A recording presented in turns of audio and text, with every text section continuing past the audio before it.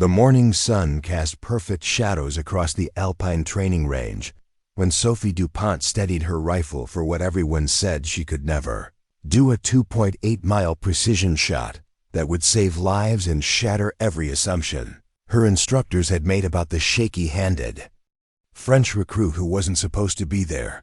Before we jump back in, tell us where you're tuning in from, and if this story touches you, make sure you're subscribed, because tomorrow, I've saved something extra special for you. The crisp mountain air at 6,000 feet above sea level carried the scent of pine and morning dew as the sun painted the Swiss Alps in golden hues. The Bundeswehr Mountain Warfare Training Center sprawled across the valley like a precisely organized military city, its concrete buildings and training facilities carved into the landscape with Germanic efficiency. Here, in this remote corner of the European Defense Initiative's most elite sniper school, the world's finest marksmen came to push the boundaries of what was possible with rifle and scope. Sophie Dupont pulled her olive green jacket tighter as she walked across the main courtyard, her breath visible in the thin mountain air. At 24, she was among the youngest candidates ever accepted into the program, and certainly the most controversial. Her acceptance letter had arrived 6 months ago, stamped with approvals from 3 different military committees, and bearing the signature of a French general who'd seen something in her service record that others had missed. The training center buzzed with controlled activity as instructors moved between firing positions, their voices carrying across the range in multiple languages: German, English, French, Italian. This was the European Union's answer to America's elite sniper programs, a joint initiative that brought together the continent's best marksmen for advanced training in extreme-range precision shooting. The program's graduates would return to their respective military units as instructors and specialists, carrying skills that could tip the balance in critical operations. Sophie paused at the edge of the main firing range, watching a group of seasoned snipers practice on targets positioned at 1,200 meters. Their movements were fluid and confident, each shot placed with mechanical precision.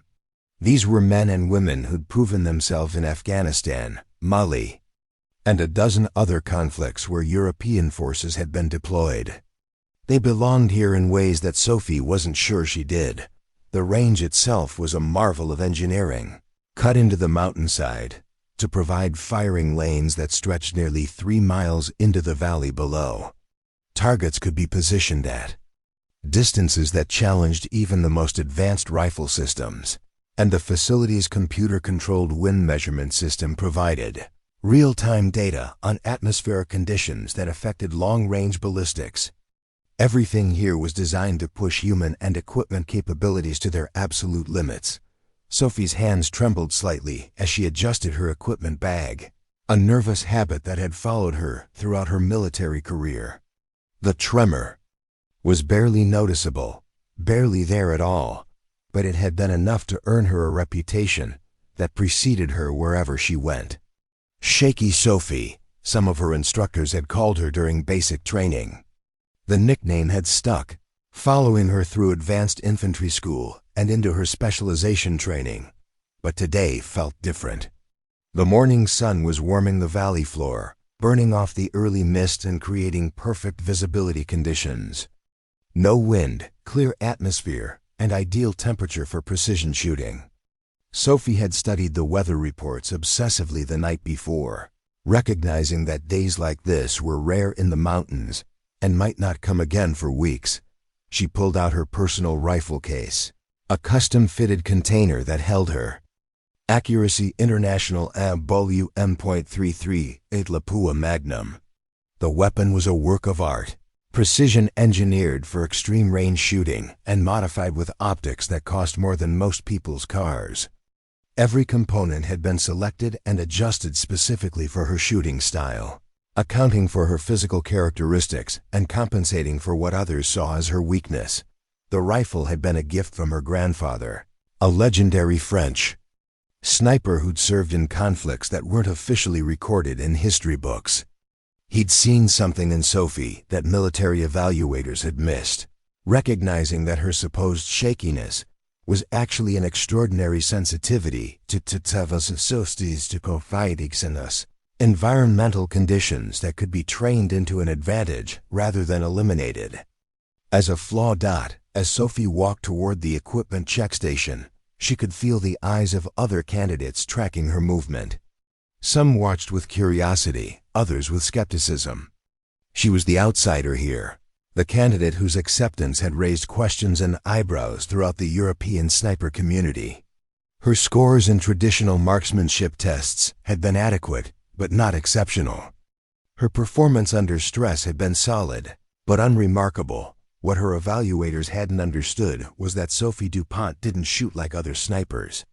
She felt the shot before she took it, sensing atmospheric conditions and environmental factors in ways that couldn't be measured by standard tests. Her hands didn't shake from nervousness or inadequacy. They responded to subtle changes in air pressure, temperature, and wind that others couldn't detect until it was too late. Sophie's fingers moved across her rifle with the familiarity of a pianist touching familiar keys. The Accuracy International, AWM, felt like an extension of her body, every surface mapped in her memory through countless hours of practice and maintenance. She'd stripped and reassembled this weapon in darkness, in rain, and under conditions that would challenge most trained marksmen. But here, in the controlled environment of the Alpine Training Center, she could focus entirely on the subtle art of extreme range precision. The equipment inspection station was staffed by Hauptfeldwebel Klaus Weber, a 40-year veteran of the German military whose reputation for precision rivaled his legendary intolerance for anything less than perfection. Weber had evaluated thousands of weapons systems during his career, and his approval was considered essential for advanced training progression. Sophie approached his station with her rifle case, knowing that this moment would set the tone for everything that followed. "Mademoiselle Dupont," Weber said in accented English, the common language used throughout the international program, "I have been curious to examine the weapon that qualified you for this course." His tone was neutral, but Sophie could detect the underlying skepticism that had followed her acceptance into the program. She opened the case with practiced movements, revealing the matte black rifle nestled in custom-cut foam. Weber's eyebrows rose slightly as he examined the weapon's modifications. The scope was a Schmidt and Bender 5-25 by 56 with custom turrets, mounted on a rail system that had been precisely aligned for her shooting position. The bipod was a Harris engineering model that had been modified for her specific height and shooting stance. But what caught Weber's attention was the trigger system. Sophie had installed a Timney trigger that had been adjusted to a breaking weight of exactly 2.2 pounds, calibrated specifically for her finger pressure and hand sensitivity. It was the kind of modification that separated serious precision shooters from weekend hobbyists. "This is your grandfather's rifle?" Weber asked, recognizing the craftsmanship of the modifications. "The base weapon, yes," Sophie replied. "But I've customized every component for my shooting style. The scope mounting system accounts for my eye relief preferences. The cheek rest is positioned for my facial structure, and the trigger is set for my finger sensitivity." Weber lifted the rifle, feeling its balance and examining the bore through a specialized optical device. The barrel showed the precise rifling pattern that made the AWM system legendary among long-range shooters. But more importantly, it showed the careful maintenance that indicated Sophie understood her weapon at a fundamental level. "Your qualification scores were adequate," Weber said, setting the rifle back in its case. "But adequate does not explain your acceptance into this program. What am I missing?" Sophie had been asked this question in various forms throughout her military career. Instructors, fellow soldiers, and evaluation boards had all struggled to understand how someone with her apparent limitations had progressed through increasingly selective training programs. Her standard marksmanship scores were good, but not exceptional. Her physical fitness ratings were solid, but unremarkable. On paper, she was a competent but unremarkable soldier. I shoot differently than most people, Sophie said simply. Standard. Tests measure consistency and accuracy under controlled conditions. They don't measure adaptability to environmental variables or performance under dynamic conditions. Preparing and narrating this story took us a lot of time, so if you are enjoying it, subscribe to our channel, it means a lot to us. Now back to the story. Weber's expression suggested he'd heard similar claims from other candidates who'd failed to live up to their potential. But something in Sophie's quiet confidence made him pause. There was no bravado in her statement, no attempt to oversell her capabilities. She spoke with the matter-of-fact certainty of someone who understood her own abilities precisely. "Show me," Weber said, gesturing toward the nearest firing position. The 800-meter range was busy with other candidates conducting qualification shoots, but Weber cleared a lane for Sophie's demonstration. She moved to the firing position with economical movements, setting up her rifle and establishing her shooting position with practiced efficiency. Other candidates paused their activities to watch, curious about the French woman whose acceptance had generated so much discussion. Sophie settled behind her rifle, adjusting the bipod legs and checking her scope settings. The target at 800 meters was a standard military silhouette, black against the bright mountain backdrop. At this distance, environmental factors became critical, variables that could turn a perfect shot into a complete miss. But Sophie didn't immediately look through her scope. Instead, she spent nearly a minute observing the environmental conditions around her. She watched the movement of grass on the range, noted the behavior of birds in the distance, and felt the subtle changes in air pressure that preceded shifts. In wind direction, her hands, which others saw as shaky and uncertain, were actually responding to atmospheric conditions that she'd learned to read like a language. The slight tremor that had earned her unwanted nicknames was her nervous system's way of processing environmental data that couldn't be measured by instruments. When Sophie finally settled into her shooting position, her breathing slowed and her body stilled. The tremor in her hands disappeared as she became one with her weapon and environment.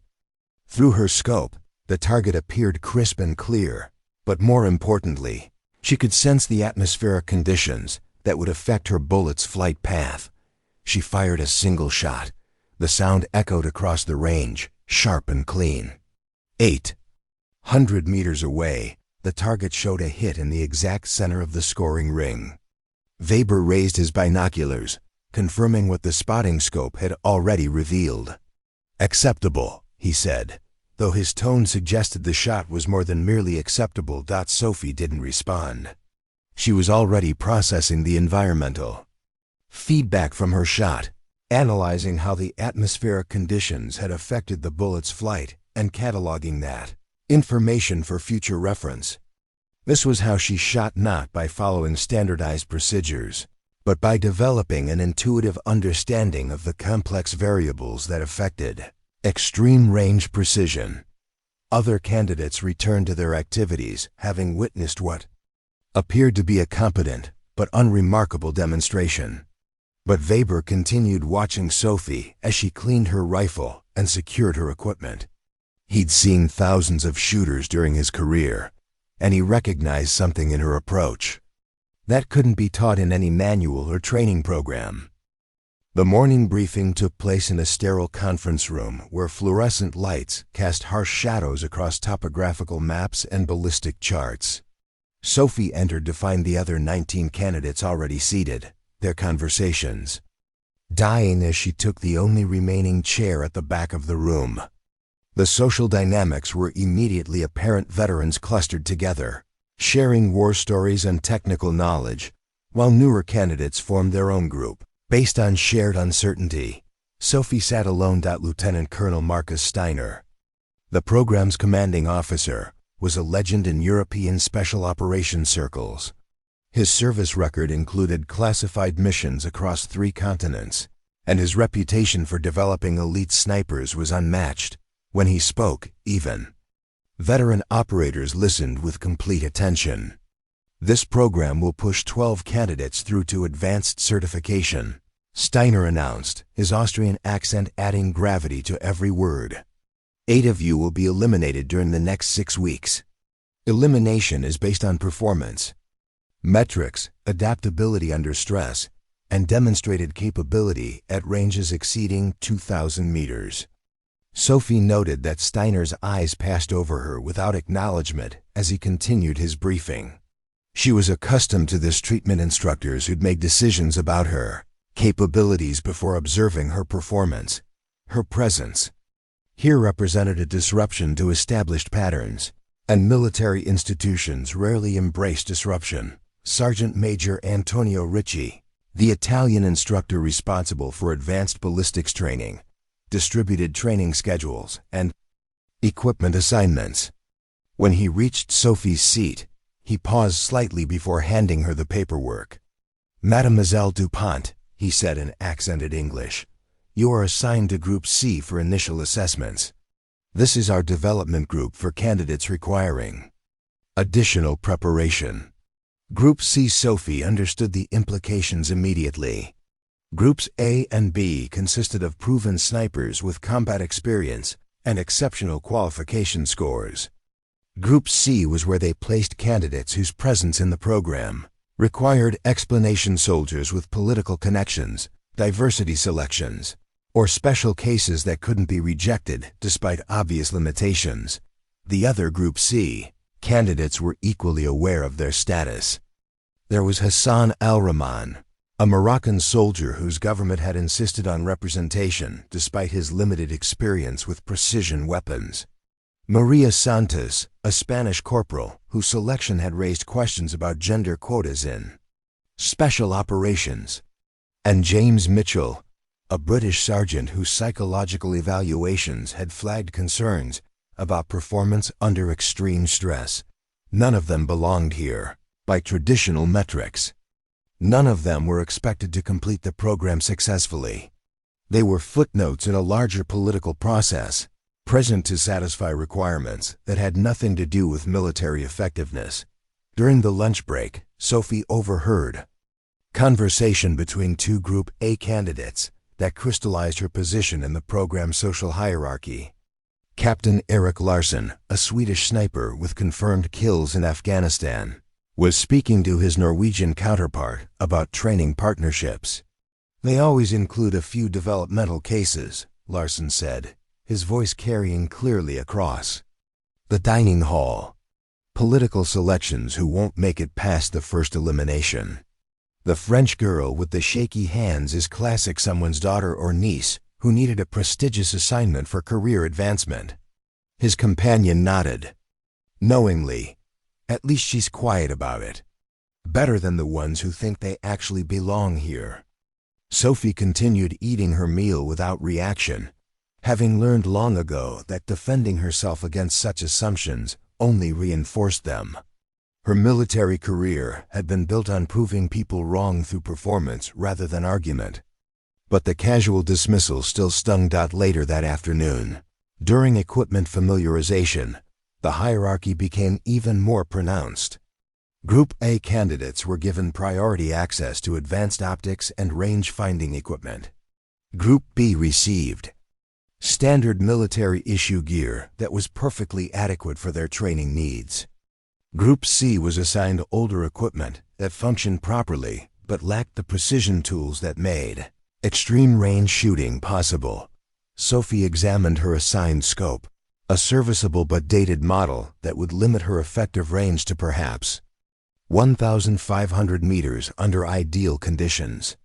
The rangefinder was similarly outdated, requiring manual calculations that added time and complexity to the targeting process. It was functional equipment, but not the tools that serious long-range shooters used for record-setting performances. Instructor Weber noticed her examining the equipment with obvious disappointment. "Problem with your gear, Mademoiselle Dupont?" "No, sir," Sophie replied automatically. "This equipment is adequate for training purposes." Weber's expression suggested he understood the subtext of her response. The equipment wasn't adequate for the kind of shooting that would distinguish her from her peers, But questioning gear assignments would only confirm her reputation as someone who made excuses rather than results. As the day progressed, Sophie observed the subtle ways her position in the program's hierarchy affected every interaction. Instructors spent more time with Group A candidates, offering detailed technical advice and sharing advanced techniques. Group B received standard instruction appropriate to their intermediate status. Group C was managed rather than trained, guided through basic exercises designed to meet minimum program requirements rather than develop exceptional capabilities. The message was clear. Sophie's success or failure was largely irrelevant to the program's primary mission. She was a checkbox to be managed, not a sniper to be developed. Her presence satisfied political requirements, while the real work of creating elite marksmen focused on candidates who'd already proven their worth through conventional metrics. Sophie had faced similar circumstances throughout her military career, and she'd learned to find advantages in being underestimated. While Group A candidates competed for instructor attention and advanced equipment, she could focus on developing techniques that didn't require external validation.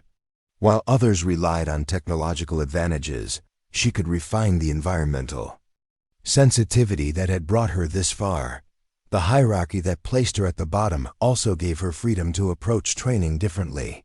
No one expected exceptional performance from the French girl with shaky hands, which meant no one would notice when she began preparing for shots that exceeded everyone's expectations. The first week of intensive training revealed the stark contrast between Sophie's actual capabilities and her perceived limitations. While Group A candidates received advanced instruction in meteorological analysis and ballistic computation, Sophie was assigned to remedial marksmanship sessions designed to address her supposed deficiencies. The irony wasn't lost on her. She was being taught basic principles by instructors who'd never attempted the kind of environmental shooting that her grandfather had trained her to master. Sergeant Major Ritchie conducted the remedial sessions with professional courtesy but obvious resignation. His approach suggested he was fulfilling an obligation rather than developing a sniper, going through motions that would document adequate instruction for later evaluation reports. Sophie participated without complaint, recognizing that resistance would only confirm pre-existing assumptions about her attitude and trainability. "Mademoiselle Dupont," Ritchie said during a breathing exercise session, "your stability needs significant improvement before we can progress to intermediate ranges. The tremor in your hands indicates insufficient muscular control for precision shooting." Sophie nodded respectfully while internally noting that Ritchie had never observed her shooting under dynamic conditions. His assessment was based entirely on static range exercises that measured consistency rather than adaptability. It was like evaluating a jazz musician's talent by testing their ability to play scales.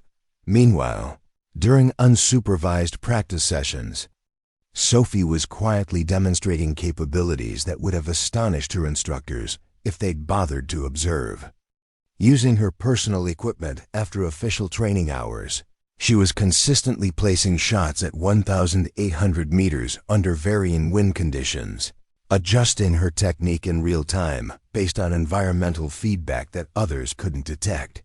Her practice sessions took place during the evening hours, when most candidates were attending tactical briefings or socializing in the common areas. The range was officially closed, but Sophie had noticed that security protocols weren't strictly enforced for candidates who appeared to be conducting legitimate training activities.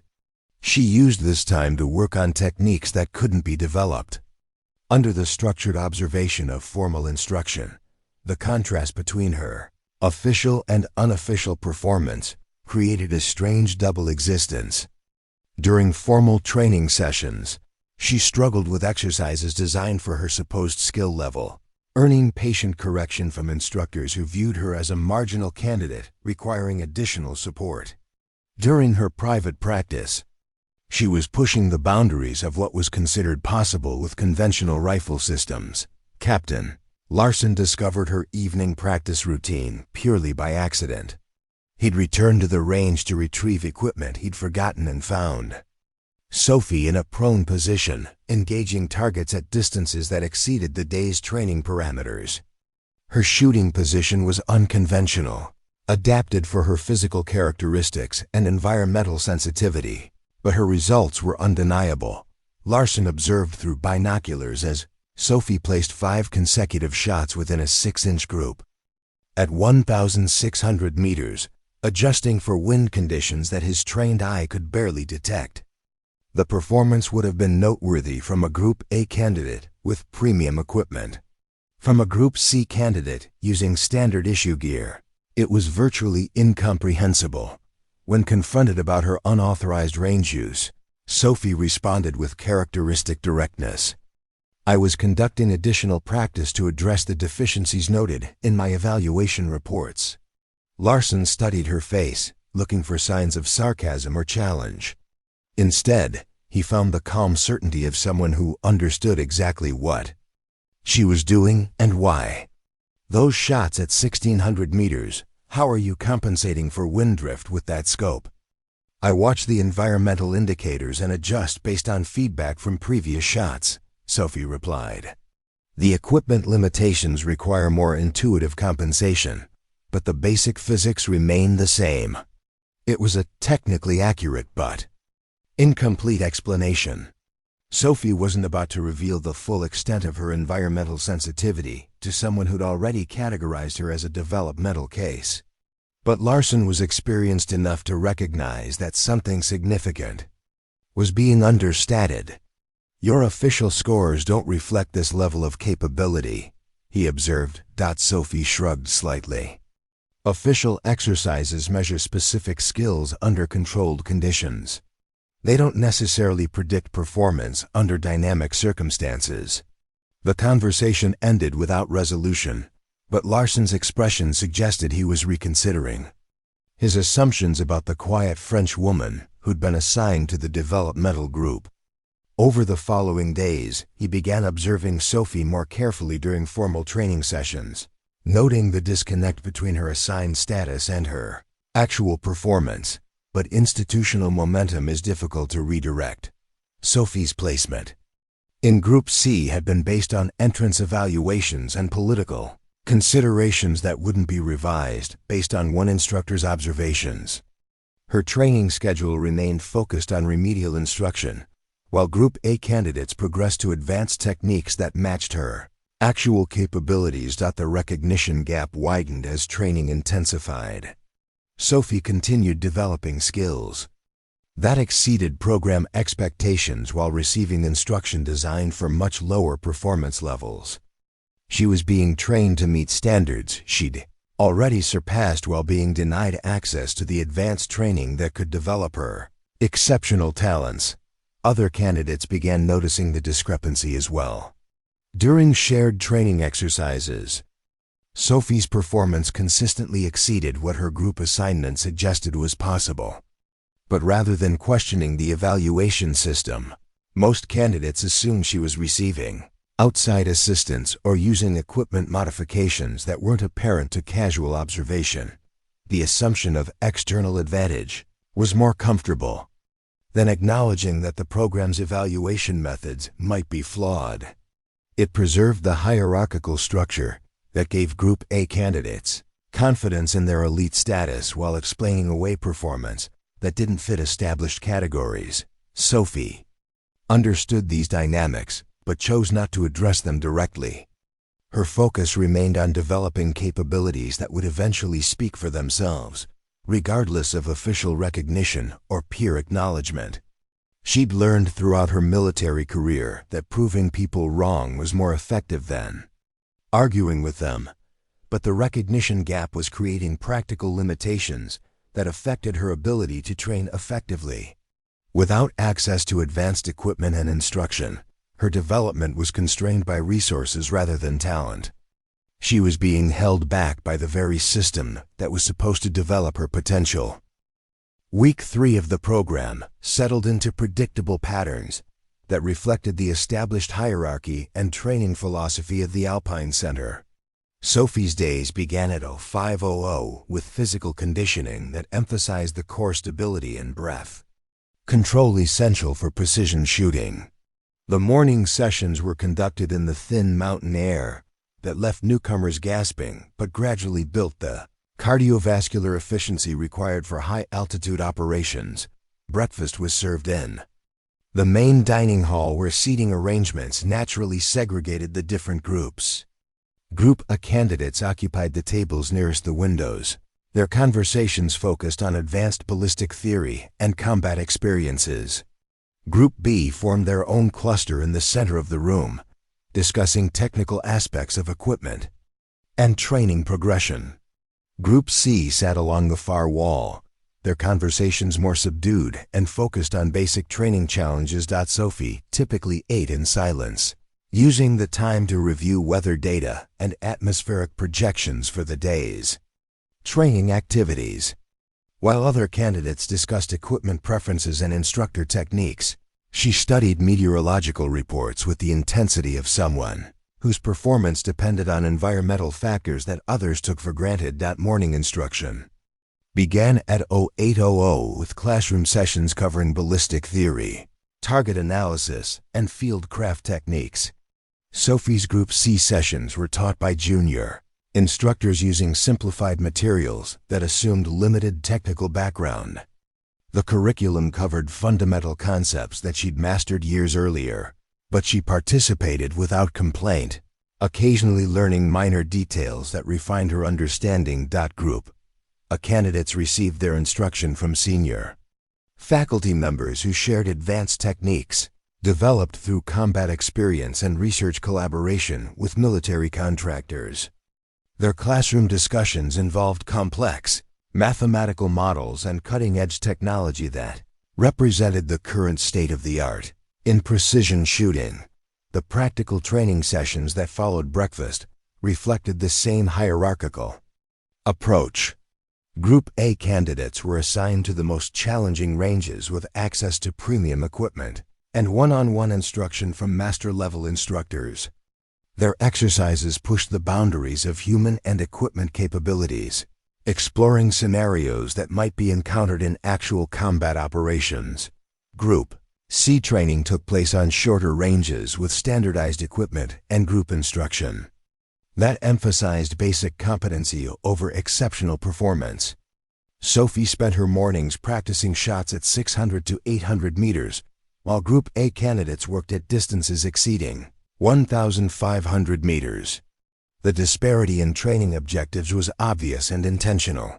Lunch break provided the only informal interaction between different groups, though social boundaries remained largely intact. Sophie used this time to observe Group A training from a distance, studying their techniques and equipment setup. She couldn't participate in their advanced instruction, but she could learn from observation and apply those lessons during her evening practice sessions.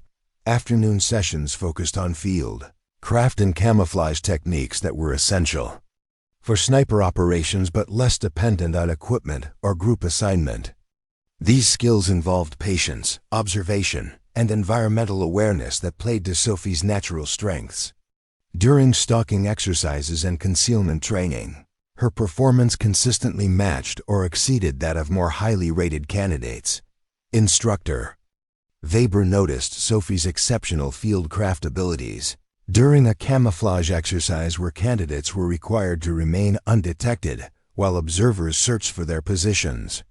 While most candidates were discovered within 30 minutes, Sophie remained concealed for the entire 2-hour exercise, despite multiple systematic searches of her area. "How did you avoid detection during the final sweep?" Weber asked afterward. "The search team passed within 5 meters of your position." Sophie considered her response carefully. "I watched their search pattern and adjusted my position based on their behavior. When they approached my area, I moved to maintain concealment without changing my basic location. It was a technique that required reading human behavior and environmental conditions simultaneously, processing multiple variables in real time to maintain tactical advantage. Weber recognized that this level of situational awareness couldn't be taught through standard curriculum. It was an intuitive capability that separated exceptional operators from merely competent ones, but fieldcraft excellence didn't translate to improved group assignment or access to advanced marksmanship training. Sophie's afternoon successes were noted in her evaluation file, but didn't affect her morning placement and remedial shooting instruction. The program's structure maintained rigid separation between different skill areas, preventing crossover. Recognition that might challenge established hierarchies.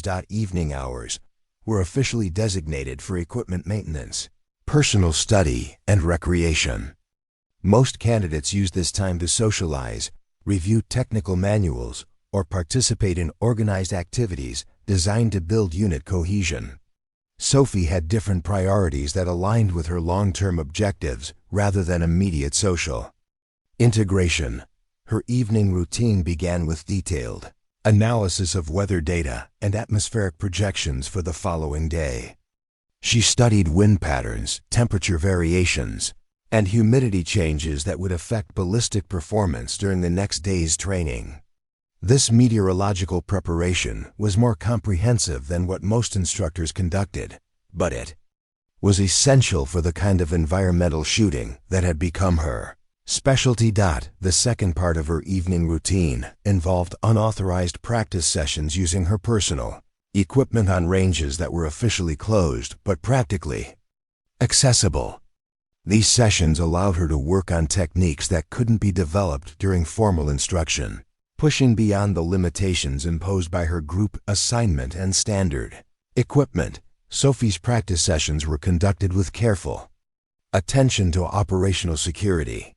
She varied her timing and location to avoid establishing predictable patterns, used sound discipline to minimize detection, and cleaned up thoroughly to avoid leaving evidence of unauthorized activity. These precautions reflected military training but also demonstrated awareness that her private development program could be viewed as violation of training protocols. The routine she'd established was sustainable and productive, allowing her to meet official requirements while pursuing the advanced development that her talents deserved. But it also highlighted the fundamental disconnect between her actual capabilities and her official status within the program. Week by week, the gap between Sophie's private achievements and public recognition continued widening. She was becoming increasingly capable while remaining officially categorized as a developmental case requiring remedial support. The routine that had initially seemed manageable was becoming a constraint that limited her ability to demonstrate what she could actually accomplish. By the fourth week of training, subtle changes in the Alpine Center's operational tempo suggested that the program was preparing for something beyond routine instruction. Sophie noticed these indicators during her morning weather analysis satellite. Imagery showed increased military aircraft movement in the region, and restricted airspace notifications had been issued for sectors that normally remained open to civilian traffic. The changes were barely perceptible to casual observation, but Sophie's heightened environmental awareness made her sensitive to disruptions in established patterns. Radio communications included more encrypted traffic than usual, and supply deliveries had shifted to irregular schedules that suggested operational rather than training requirements. Something was developing that would affect the training programs. Normal progression. During morning briefings, Lieutenant Colonel Steiner's demeanor had shifted from the relaxed authority of a training commander to the focused intensity of someone managing active operational concerns. His announcements remained routine, but Sophie observed increased coordination with senior staff officers and more frequent consultations with secure communication systems. Other candidates seemed oblivious to these warning signs, focused instead on their immediate training challenges and competitive dynamics within their respective groups. Group A candidates remained confident in their elite status, discussing advanced techniques and equipment preferences with the casual arrogance of people who'd never questioned their position in the hierarchy. But Sophie had learned to read institutional behavior during her military career, recognizing the subtle changes that preceded significant events. Military organizations developed rhythms that reflected their operational status, and those rhythms were shifting in ways that suggested the training program might be interrupted or modified by external requirements. The first concrete indication came during an equipment inspection that exceeded normal procedural requirements. Hauptfeldwebel Weber conducted detailed examinations of all candidate weapons and optics, documenting serial numbers and performance specifications with unusual thoroughness. His questions focused on maximum effective range and performance under extreme conditions rather than standard training applications. "Mademoiselle Dupont," Weber said while examining her personal rifle, "what is your maximum effective range with this system under ideal conditions?" Sophie considered her response carefully. The question implied interest in capabilities beyond normal training parameters, but she wasn't sure how much detail was appropriate. "With proper environmental conditions and target acquisition, I can achieve consistent accuracy to approximately 2,000 meters. Weber made notes without comment, but his expression suggested the information was significant. Other candidates were asked similar questions, but Sophie noticed that Weber spent more time examining weapon systems that were capable of extreme range performance.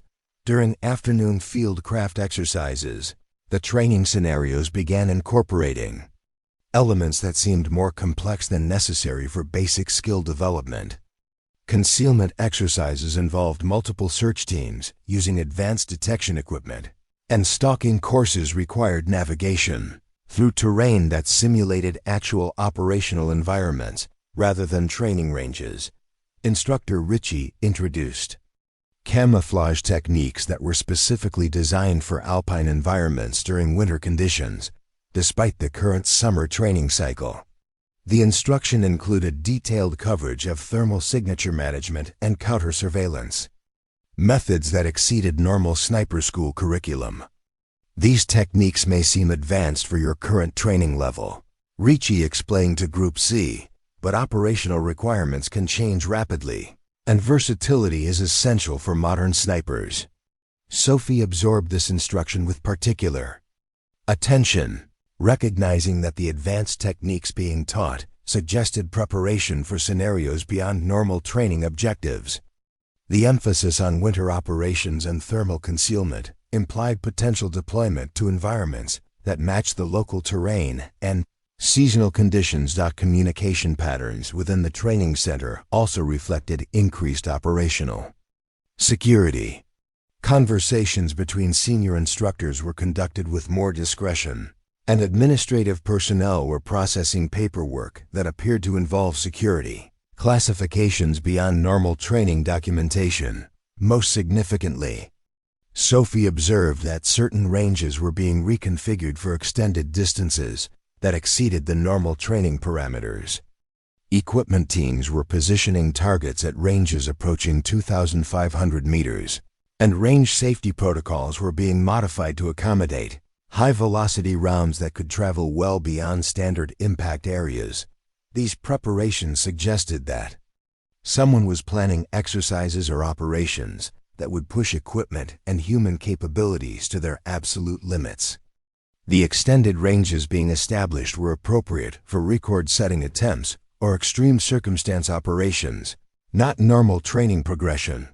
During evening weather analysis, Sophie noticed that meteorological projections were being requested for specific time windows with unusual precision, rather than general forecasts that covered broad operational periods. The requests focused on narrow windows when atmospheric conditions would be optimal for extreme range precision shooting. The pattern of requests suggested that someone was planning activities that required perfect environmental conditions, minimal wind, stable atmospheric pressure, and optimal visibility. Such conditions occurred infrequently in the alpine environment, making timing absolutely critical for whatever operation was being planned. Sophie's private practice. Sessions during this period took on increased significance as she realized that her capabilities might become relevant to whatever was developing. She intensified her evening training, pushing her effective range beyond 2,000 meters and refining techniques for shooting under the specific environmental conditions that seemed to be of interest to program leadership, but she also maintained careful operational security, ensuring that her unauthorized training activities didn't attract attention during a period when security consciousness was obviously heightened. Whatever was coming would require capabilities that exceeded normal training parameters, and Sophie intended to be prepared regardless of her official group assignment. The warning signs were subtle, but unmistakable to someone trained to recognize institutional behavior patterns. The Alpine Training Center was preparing for an operational requirement that would test the absolute limits of sniper capabilities. The question was whether anyone would recognize that the quiet French woman in Group C possessed exactly the skills that the situation would demand. Sophie's morning weather analysis on day 28 revealed atmospheric conditions that occurred perhaps twice per year in the Alpine region. Absolutely minimal wind variance, stable barometric pressure, and crystal clear visibility extending beyond 30 kilometers. The meteorological data painted a picture of what precision shooters called glass conditions, when the atmosphere became so stable that extreme range shots became theoretically possible, while other candidates prepared for routine training exercises. Sophie understood that these conditions represented a once-in-a-season opportunity for record-setting performance. Her grandfather had taught her to recognize such moments, explaining that exceptional snipers weren't just skilled shooters, but environmental analysts who could predict when physics would align in their favor. Most snipers see weather as an obstacle to overcome, he'd told her during training sessions in the French countryside. But exceptional snipers see weather as a tool to be utilized. Learn to read what the atmosphere is telling you, and you'll understand when impossible shots become merely difficult. During the morning briefing, Lieutenant Colonel Steiner announced a modification to the day's training schedule. Due to optimal atmospheric conditions, we're implementing extended range exercises for qualified candidates. Group A will conduct precision shoots at distances up to 2,200 meters. Groups B and C will continue with standard progression exercises. Sophie felt the familiar frustration of being excluded from training that matched her capabilities, but she also recognized opportunity in the situation. While Group A candidates would be closely supervised during their extended range exercises, her Group C assignment would provide relative freedom to conduct her own advanced training without direct observation. The extended range exercises were conducted on the facility's longest range, which stretched nearly 3 miles into the valley below. Sophie watched from her assigned position as Group A candidates prepared for shots that approached the limits of their equipment and training. Their rifles were equipped with the most advanced optics available, and their preparation included detailed ballistic calculations and atmospheric measurements. Captain Larson was among the first shooters, using a custom rifle system that represented the current state-of-the-art in precision shooting technology. His preparation was methodical and professional, incorporating every advantage that advanced equipment and training could provide. At 2,200 meters, he placed 3 shots within a 12-inch group, a performance that earned acknowledgement from instructors and peers. Other Group A candidates achieved similar results, demonstrating the effectiveness of premium equipment and advanced training. Their shots were technically proficient and tactically relevant, representing the kind of performance expected from elite military snipers. But Sophie observed that their success was largely dependent on technological advantages rather than environmental sensitivity. From her position at the shorter range, Sophie could see details that the Group A shooters were missing. The atmospheric conditions weren't just stable, they were perfect for extreme range shooting in ways that couldn't be measured by standard instruments. Air density was optimal, thermal currents were minimal, and the sun angle created lighting. Conditions that would allow target acquisition at distances that normally exceeded human visual capability. More significantly, Sophie could sense atmospheric changes that preceded weather system movements. The current conditions would remain stable for approximately 4 hours, before afternoon thermal effects began degrading shooting conditions. This window represented a unique opportunity for attempts at distances that would normally be impossible. During the lunch break, Sophie approached Hauptfeldwebel Weber with a request that surprised him. "Sir, I would like permission to attempt extended-range shooting during this afternoon's training period." Weber's expression reflected skepticism mixed with curiosity. "Mademoiselle Dupont, extended-range shooting requires advanced preparation and equipment that exceeds your current training level. The distances involved present safety considerations that—" "Sir," Sophie interrupted respectfully, "the atmospheric conditions today are optimal for extreme-range attempts. I believe I can achieve accuracy at distances approaching 2,500 meters. With proper target placement and safety protocols." The claim was audacious coming from a Group C candidate using standard equipment. Weber studied Sophie's face, looking for signs of delusion or overconfidence. Instead, he found the calm certainty that he'd observed during her earlier demonstrations. "What makes you believe you can achieve results that exceed those of our most advanced candidates?" Weber asked. Sophie had prepared for this question, knowing that her request would require justification that went beyond standard performance metrics. "My shooting technique is adapted for environmental conditions rather than equipment advantages. Today's atmospheric stability creates opportunities that don't depend on technological enhancement." Weber considered her request while observing the Group A candidates cleaning their weapons after morning exercises.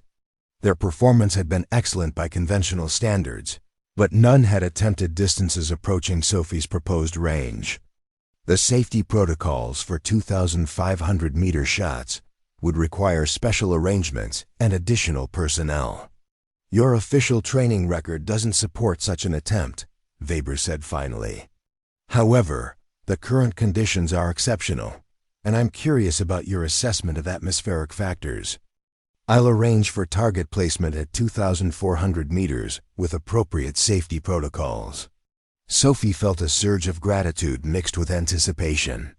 Weber was providing her with an opportunity to demonstrate capabilities that her official group assignment had never acknowledged.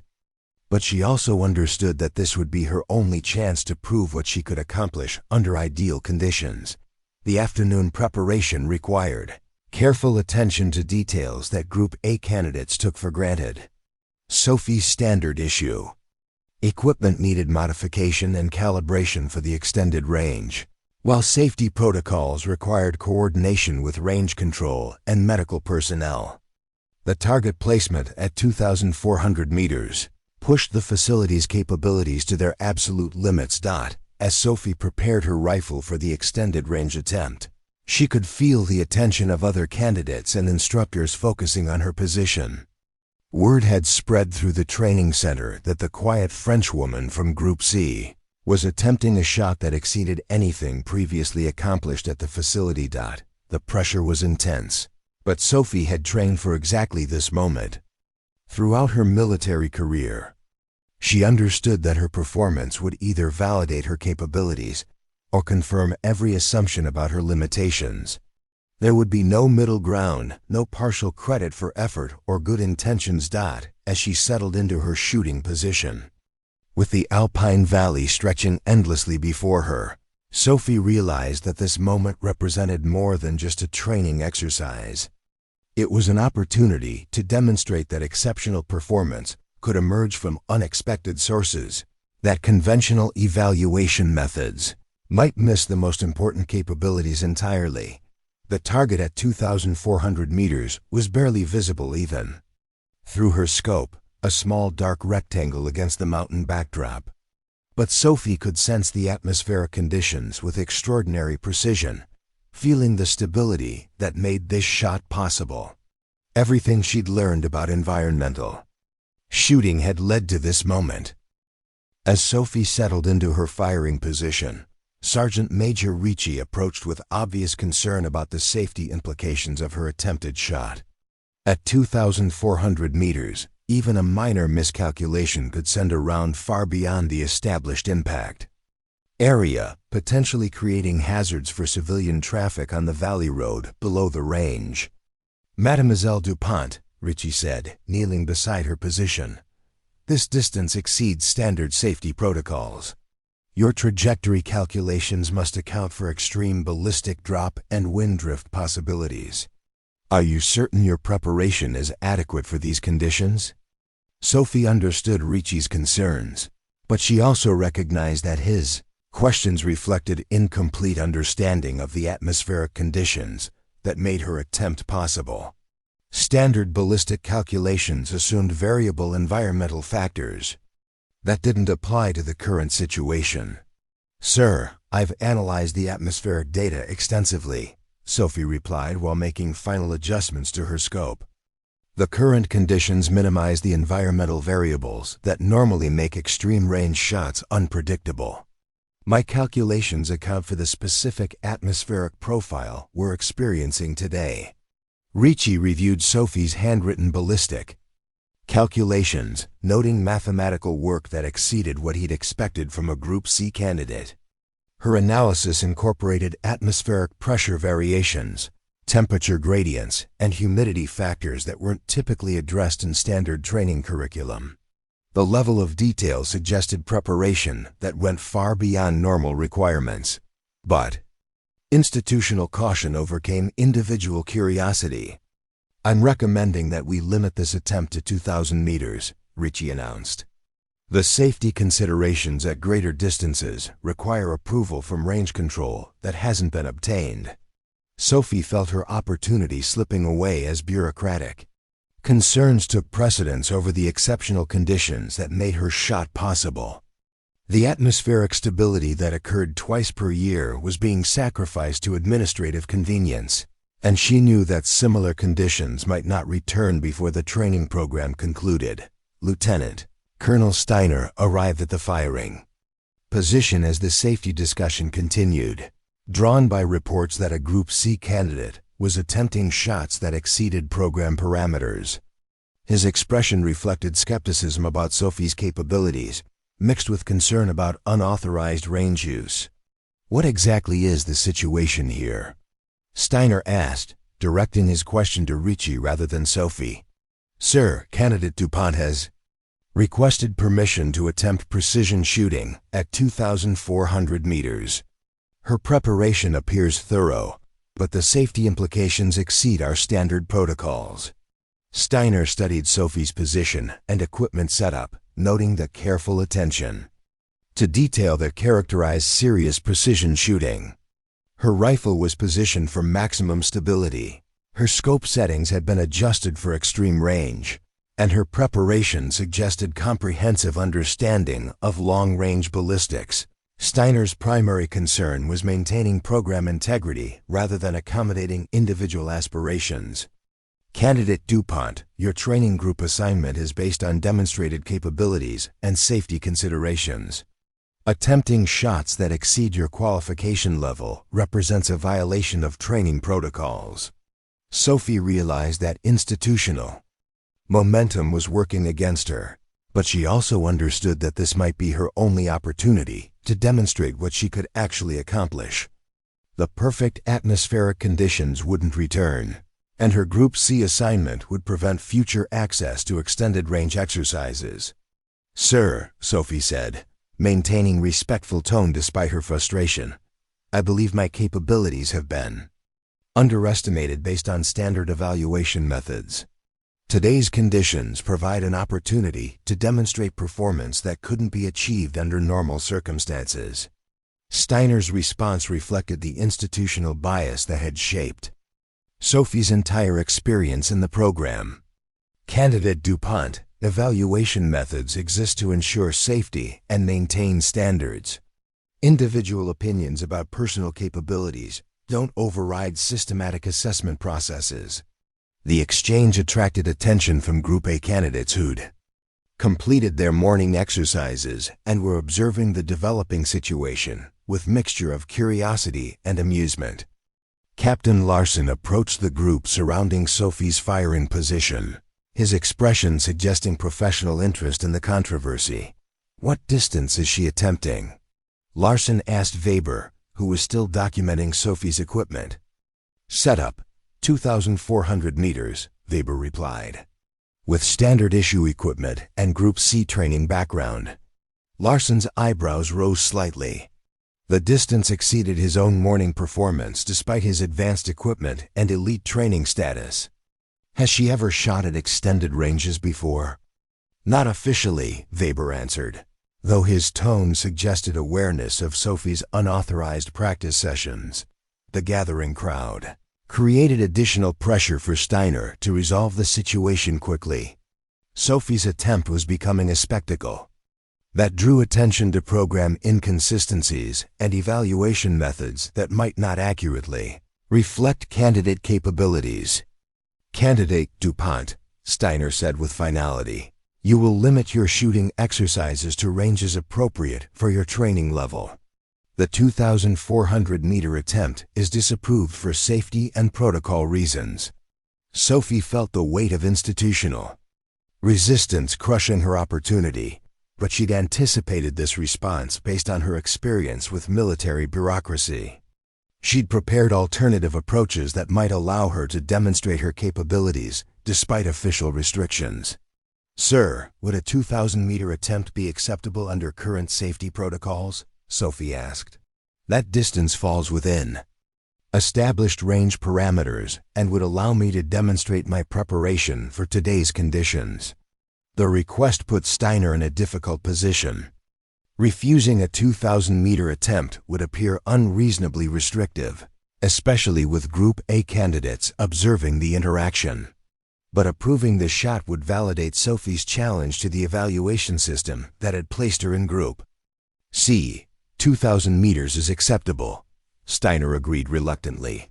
"But understand that this is an accommodation to your request, not an endorsement of your assessment of your capabilities."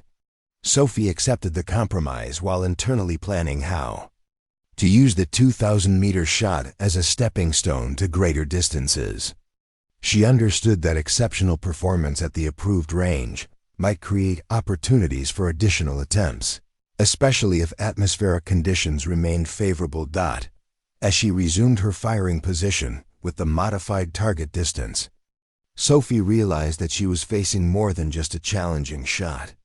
She was confronting an entire system of assumptions about capability and potential, with her performance serving as evidence for or against evaluation methods that affected every candidate in the program. The stakes had escalated beyond personal validation to institutional credibility. Sophie's shot would either confirm that Group C candidates belonged in developmental training, or demonstrate that exceptional abilities could be overlooked by conventional assessment methods. The 2,000-meter target appeared as a barely visible speck through Sophie's scope, requiring maximum magnification and perfect atmospheric conditions for reliable target acquisition.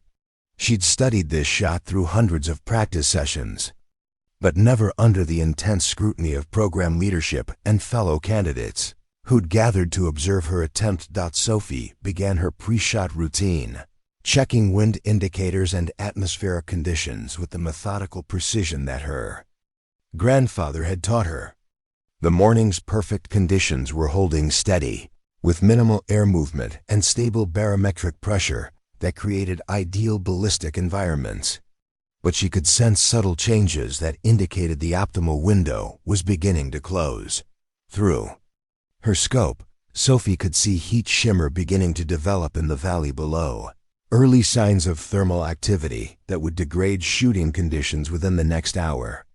The atmospheric stability that made extreme-range shots possible was a temporary phenomenon that wouldn't last much longer. As she settled into her final shooting position, Sophie noticed that Lieutenant Colonel Steiner was coordinating with range safety personnel through radio communications. His conversation suggested preparation for concluding the exercise, regardless of her performance. motivated more by schedule adherence than genuine interest in her capabilities. Range control. This is Alpine base, Steiner transmitted. Wheel. Conclude extended range exercises at 1400 hours. Prepare to secure the extended target areas for afternoon training transition. Sophie realized that her opportunity was being artificially constrained by administrative scheduling, rather than atmospheric conditions or safety considerations. The perfect shooting conditions would continue for at least another hour, but bureaucratic convenience was taking precedence over optimal training opportunities. More significantly, she understood that her 2,000-meter performance would be evaluated as the full extent of her capabilities rather than a conservative demonstration limited by institutional restrictions. Success at 2,000 meters would be acknowledged but not recognized as evidence that she could perform at greater distances. The realization crystallized Sophie's understanding of her situation. She faced a choice between following the restricted parameters that would satisfy administrative requirements or pushing beyond approved limits to demonstrate her actual capabilities under conditions that might not occur again during the training program. Following instructions would result in a successful but unremarkable performance that confirmed her Group C status while satisfying safety protocols.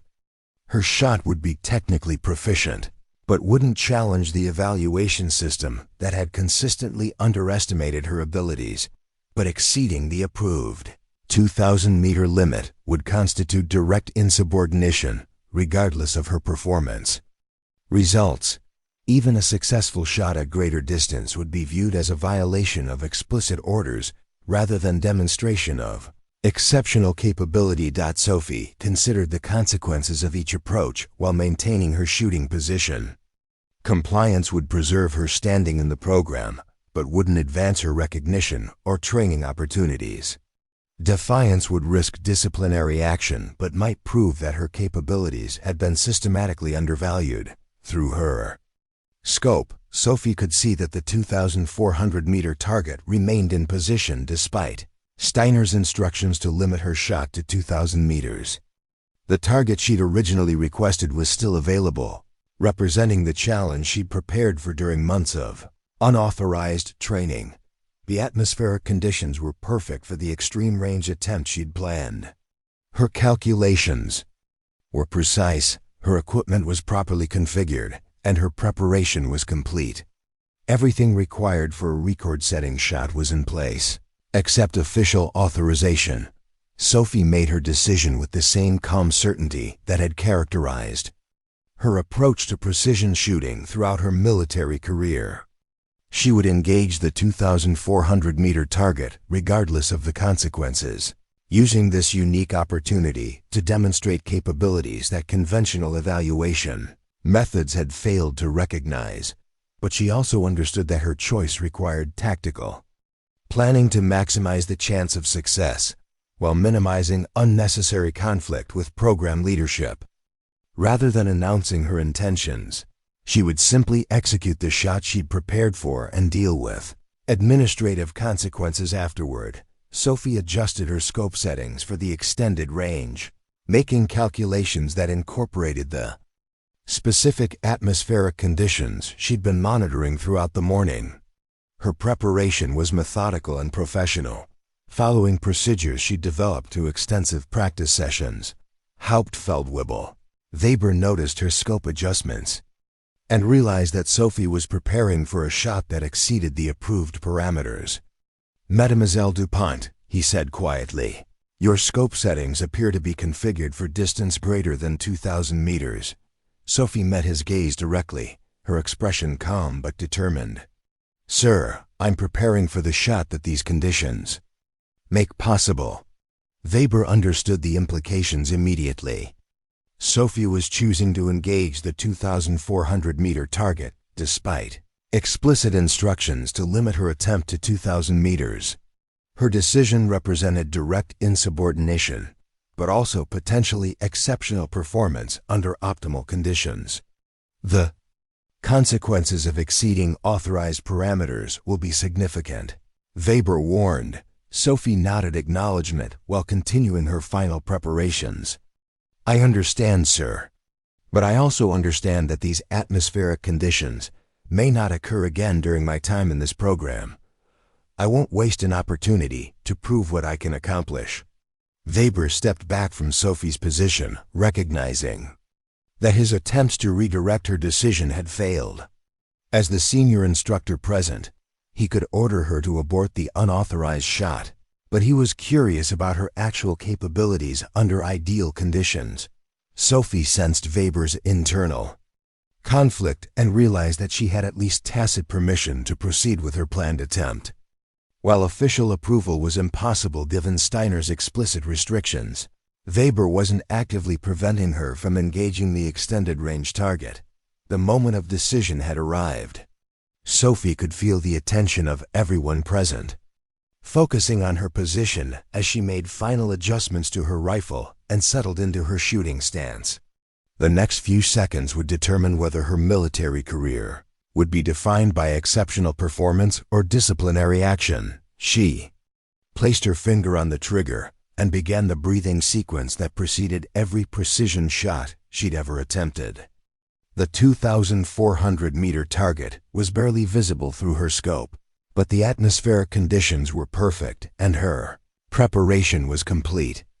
Everything she'd learned about environmental shooting, everything her grandfather had taught her about reading atmospheric conditions, and everything she'd developed through months of unauthorized practice had led to this single moment of decision.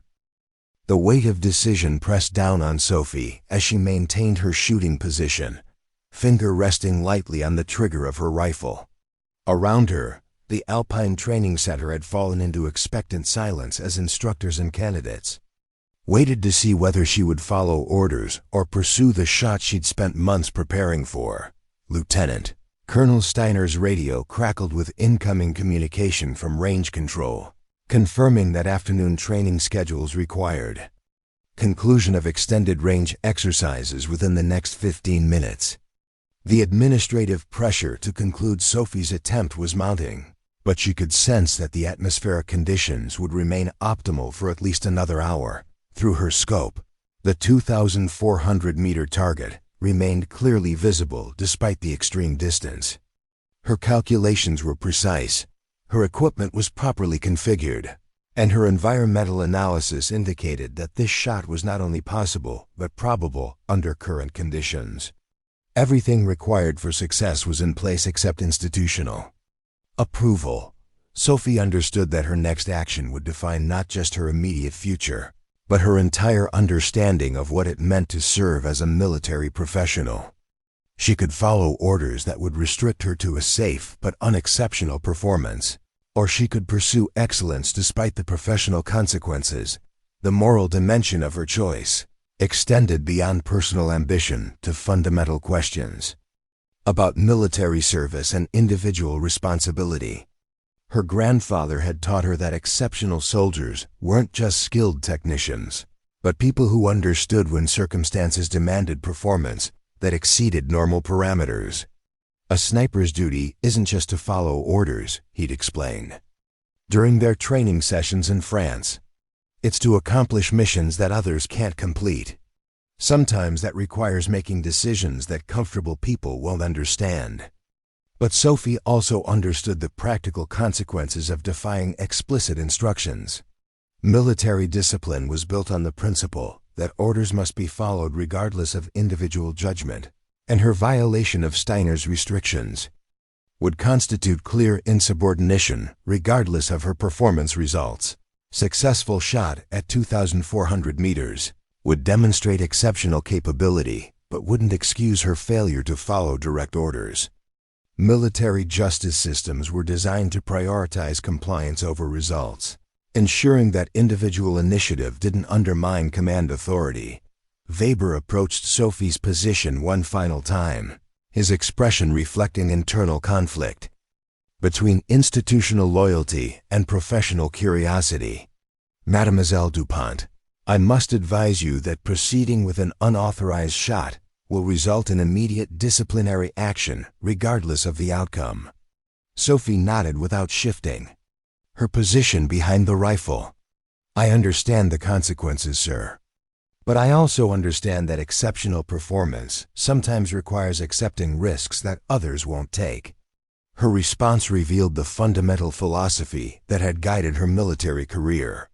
Sophie had always been willing to accept personal consequences in pursuit of objectives that mattered more than individual advancement.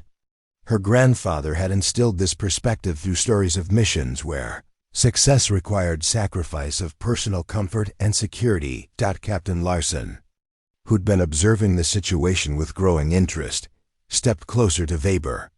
"What's the maximum range anyone has achieved at this facility?" he asked quietly. 2,100 meters, Weber replied. "Captain Morrison, British SAS, during last year's advanced course." Larson studied Sophie's position and equipment setup, recognizing the careful preparation that characterized serious precision shooting attempts. "She's attempting to exceed that record with standard equipment and Group C training background?" Weber nodded, his expression reflecting amazement at Sophie's audacity, mixed with curiosity about her actual capabilities. "Her preparation suggests comprehensive understanding of extreme-range ballistics. Whether her performance matches her preparation remains to be seen." The conversation was conducted in low tones, but Sophie could hear enough to understand that her attempt was being viewed as unprecedented within the facility's recent history. The pressure of attempting a potential record under intense scrutiny added another layer of complexity to an already challenging shot. But Sophie's focus remained on the environmental factors that made her shot possible rather than the social dynamics surrounding her attempt. The atmospheric conditions were holding steady, with minimal wind variance and stable air density that created ideal ballistic environments. Through her scope, she could see heat shimmer beginning to develop in certain sections of the valley, indicating that thermal activity would eventually degrade shooting conditions. But the target area remained clear, with stable atmospheric conditions that would support extreme-range precision for at least another 30 minutes. Sophie realized that her window of opportunity was determined by environmental factors rather than administrative schedules. The perfect shooting conditions that occurred twice per year wouldn't wait for bureaucratic approval or institutional comfort. If she was going to demonstrate her capabilities, it had to be now, under these specific atmospheric conditions. Decision crystallized with sudden clarity. Sophie would engage the 2,400-meter target, accepting whatever professional consequences followed from her choice to pursue excellence despite institutional restrictions. Her military career might be damaged by this decision, but her integrity as a precision shooter required that she attempt the shot she'd spent months preparing for. She adjusted her breathing pattern, settling into the physiological state that preceded every significant shot she'd ever attempted. Her hands, which others saw as shaky and uncertain, steadied completely as she aligned her crosshairs with the distant target. The 2,400-meter shot represented more than just a training exercise. It was a test of everything she'd learned about environmental shooting, a validation of capabilities that conventional evaluation methods had failed to recognize, and a demonstration that exceptional performance could emerge from unexpected sources. Sophie placed her finger firmly on the trigger, knowing that the next few seconds would determine whether her military career would be remembered for exceptional achievement or disciplinary failure. But she also knew that some decisions were more important than career considerations. The morning sun cast perfect shadows across the Alpine valley as Sophie prepared to attempt the shot that would change everything. Sophie's world narrowed to the essential elements of extreme range. Precision shooting, the crosshairs aligned with the distant target, the steady rhythm of her controlled breathing, and the atmospheric conditions that made this impossible shot achievable. Everything else, the watching instructors, the administrative consequences, the career implications, faded into irrelevance as she entered the mental state that her grandfather had taught her to access during critical moments. Through her scope, the 2,400-meter target appeared as a small dark rectangle against the mountain backdrop, barely distinguishable from the surrounding terrain, even at maximum magnification. At this distance, the slightest miscalculation would send her bullet meters away from the intended point of impact. But Sophie's environmental analysis indicated that conditions remained optimal for the attempt. Her breathing slowed to the precise pattern that preceded every significant shot she'd ever attempted. 4 counts in, 4 counts hold, 4 counts out. The physiological rhythm that synchronized her heartbeat with her trigger control, eliminating the human variables that made extreme range shooting so challenging for most marksmen.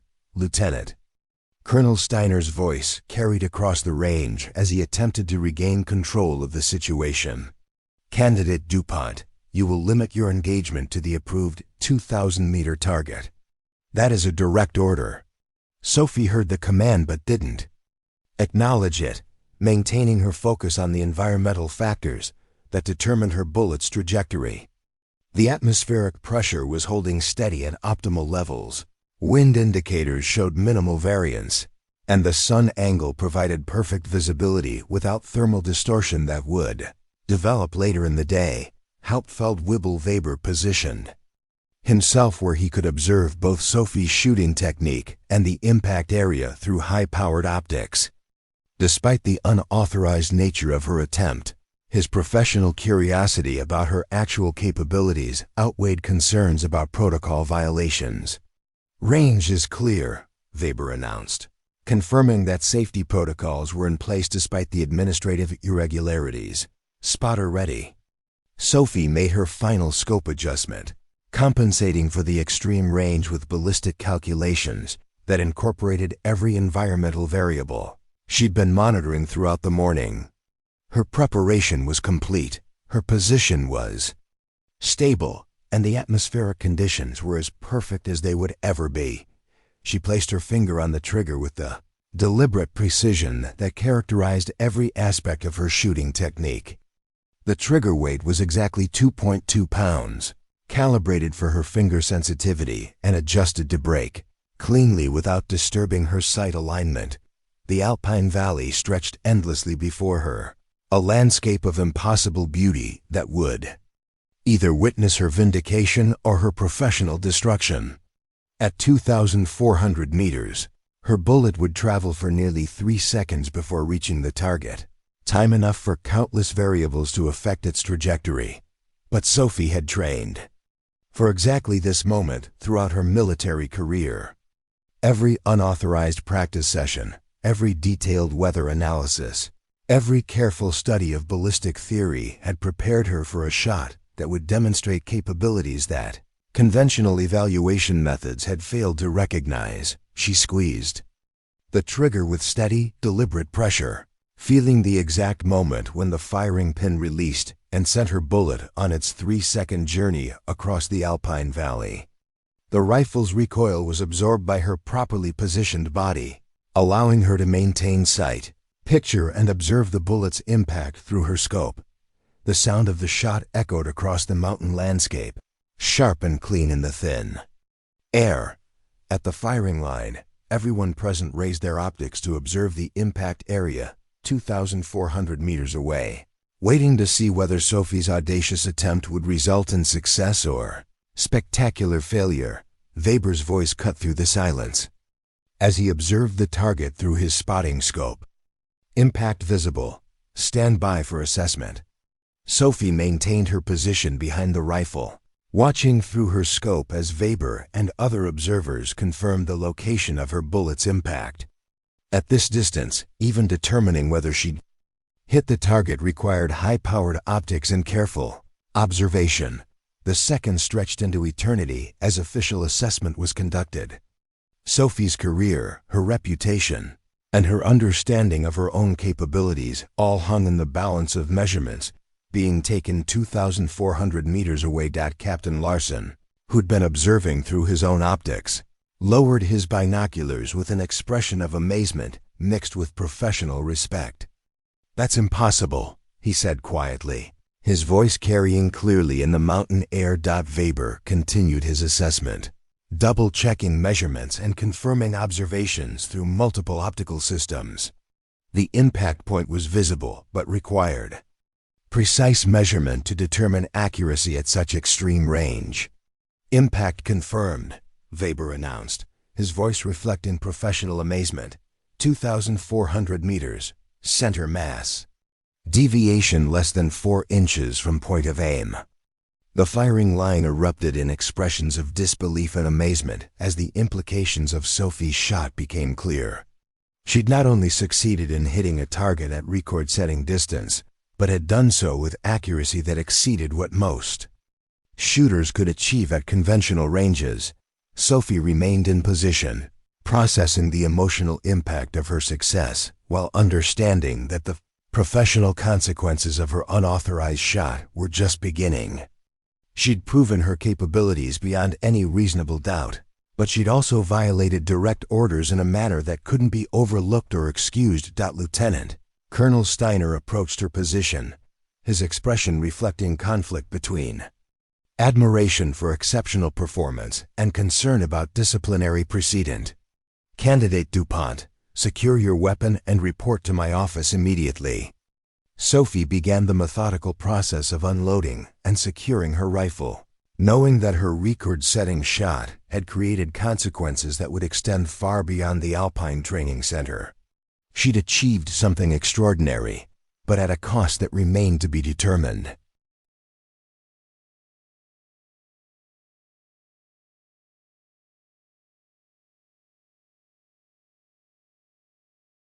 Six weeks after her record-setting shot, Sophie stood at the same firing position where she'd defied orders and changed everything. But now she wore the insignia of an advanced training graduate and carried equipment that matched her exceptional capabilities.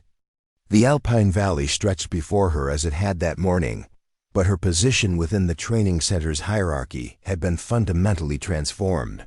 The formal graduation ceremony had taken place that morning, with Sophie receiving not only her advanced sniper certification, but also a commendation for exceptional performance that would become part of her permanent military record. Lieutenant Colonel Steiner, who disciplined her for insubordination 6 weeks earlier, now praised her as an example of how unconventional talent could emerge from unexpected sources. Sophie Dupont's achievement represents more than just exceptional marksmanship, Steiner had announced during the ceremony. Her performance has prompted our program to reevaluate assessment methods and training approaches that may have overlooked similar capabilities in other candidates. The institutional changes that followed Sophie's record shot had rippled throughout the European sniper training community. New evaluation protocols were being developed that emphasized environmental sensitivity and adaptive shooting techniques rather than just static range performance. Her approach to atmospheric analysis was being incorporated into advanced curriculum, and instructors were being trained to recognize unconventional indicators of exceptional potential. Captain Larson, who'd initially dismissed Sophie as a political selection, now sought her input on environmental shooting techniques that he was incorporating into his own training methodology. Their relationship had evolved from skeptical tolerance to genuine professional respect, built on recognition of complementary capabilities. Your environmental analysis methods are being studied by training programs throughout Europe, Larson told Sophie as they prepared for their final exercise together. The techniques you develop during unauthorized practice sessions are now part of official curriculum. Sophie's transformation from Group C developmental candidate to program exemplar had been documented in classified reports that were being circulated among military training facilities across 3 continents. Her story was becoming a case study in how exceptional talent could be overlooked by conventional evaluation methods, and how individual initiative could sometimes produce results that benefited entire institutions. But the most significant changes were personal rather than institutional. Sophie had proven to herself that her capabilities were real rather than imagined, that her environmental sensitivity was an advantage rather than a limitation, and that exceptional performance was possible when conditions aligned with preparation and courage. Her grandfather would have been proud of her achievement, Not just because of the record-setting shot, but because of her willingness to risk everything for the opportunity to prove what she could accomplish. His lessons about environmental shooting and individual responsibility had been validated in ways that exceeded even his expectations. The reprimand that remained in Sophie's file was now accompanied by commendations and performance evaluations that painted a completely different picture of her capabilities and potential. Military bureaucracy had found ways to acknowledge her exceptional performance while maintaining the disciplinary precedent that orders must be followed. As she prepared to return to her home unit in France, Sophie carried with her not just advanced training credentials, but also the confidence that came from having proven herself under the most challenging circumstances imaginable. Her hands, which others had seen as too shaky for precision shooting, had guided a bullet across 2,400 meters of Alpine air with accuracy that redefined what was considered possible. The afternoon sun was casting familiar shadows across the training range as Sophie conducted her final equipment check before departure. Her personal rifle case now contained not just her grandfather's weapon, but also documentation of achievements that would define her military career for years to come. Hauptfeldwebel. Weber approached her position, carrying the final evaluation report that would accompany her back to France. "Mademoiselle Dupont," he said, extending the document, "your performance here has changed how we understand precision shooting and candidate evaluation. Your record will stand as an example of what's possible when talent meets opportunity." Sophie accepted the evaluation with gratitude, but also with awareness that her story was just beginning rather than concluding. The capabilities she demonstrated at the Alpine Center would be applied to operational requirements that couldn't be discussed in training environments. Missions where environmental sensitivity and extreme range precision might determine success or failure in ways that transcended personal achievement. The 2.8-mile range that stretched across the valley below had become more than just a training facility. It was the place where Sophie Dupont had transformed from an underestimated candidate with shaky hands into a precision shooter, whose capabilities were now being studied and emulated throughout the international military community. As she walked away from the firing position for the final time, Sophie carried with her the knowledge that exceptional performance was always possible for those willing to risk everything for the opportunity to prove what they could accomplish. Her story would inspire other soldiers who'd been underestimated by conventional evaluation methods, demonstrating that true capability often emerged from sources that institutions didn't expect or initially recognize. The morning sun that had witnessed her record-setting shot would continue to rise over the Alpine Valley, creating perfect shooting conditions for future candidates who would attempt to exceed the standards that Sophie had established. But they would do so with the knowledge that a young French woman with supposedly shaky hands had proven that impossible shots were merely difficult ones that required the right combination of skill, courage, and atmospheric conditions. Sophie's transformation was complete, but her story would continue in operational environments, where the lessons learned at 2,400 meters would be applied to challenges that couldn't be measured in training statistics or evaluation reports. She had become the sniper she was always capable of being, and the world would be a safer place because she'd found the courage to prove it. Up next, you've got two more standout stories right on your screen. If this one hit the mark, you won't want to pass these up. Just click and check them out. And don't forget to subscribe and turn on the notification bell so you don't miss any upload from us.